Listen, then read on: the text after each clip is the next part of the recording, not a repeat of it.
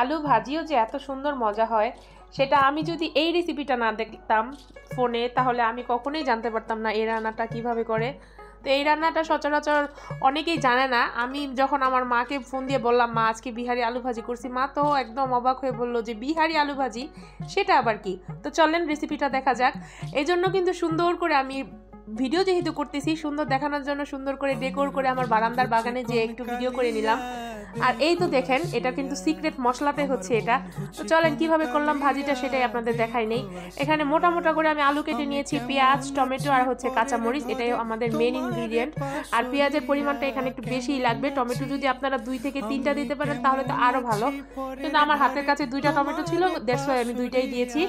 ফার্স্টে আমি কি করেছি এই ভিডিওটা নিতে আমি আসলে ভুলেই গেছি। দেখেন আমি একটা রেসিপি বানাইতেছি, প্রথমে আমি ভিডিও কিন্তু স্টার্ট করি নাই। তো আমি প্রথমে তেল দিয়েছি, প্যানের ভিতরে তেল দিয়ে গরম করে আমি পেঁয়াজটা ভেজে নিয়েছি। পেঁয়াজ কিছু ভাজা উঠাই রাখছি, কিছু ভাজা ভাজিতে দিয়ে দিছি। তারপর আমি আলু দিয়ে দিছি। আলু দেওয়ার পর একে একে হলুদ গুঁড়া, মরিচ গুঁড়া, তারপর হচ্ছে পরিমাণ মতো লবণ দিয়ে কতক্ষণ একদম কষাই নিয়ে আমি পরিমাণ মতো পানি দিছি। আর হ্যাঁ, আপনারা যদি ঝোলঝোল খেতে চান পানির পরিমাণটা কিন্তু আপনাদের পছন্দ মতো দিবেন। আমি এই ভাজিটা বিশেষ করে ঝোলঝোল খেতে আমার বেশি পছন্দ, সেজন্য আমি কিন্তু এখানে ঝোল বেশিটাই দিয়েছি।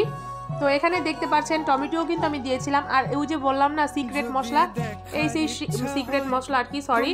তো এখানে দেখতে পাচ্ছেন আমি শুকনা মরিচ আর কিছু পরিমাণ ভাজা বেরেস্তা আমি একদম সুন্দর করে ম্যাশ করে দিয়ে দিতেছি। এটাই কিন্তু এই ভাজির মেন, মানে বিহারি আলু ভাজি যেটা, এটাই হচ্ছে সেই মেন বিহারি আলু ভাজি।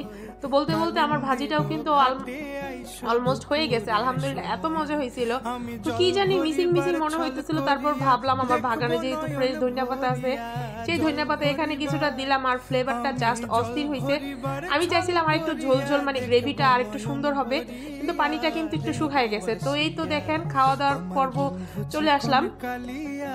ভিডিও করব তাই কিন্তু এত সুন্দর করে আমি সাজাই নিছি, না হয় কিন্তু আমার খেতে একদম ক্রেভিংস হচ্ছে, দেখে কিন্তু আমার আবারও খেতে ইচ্ছা করতেছে।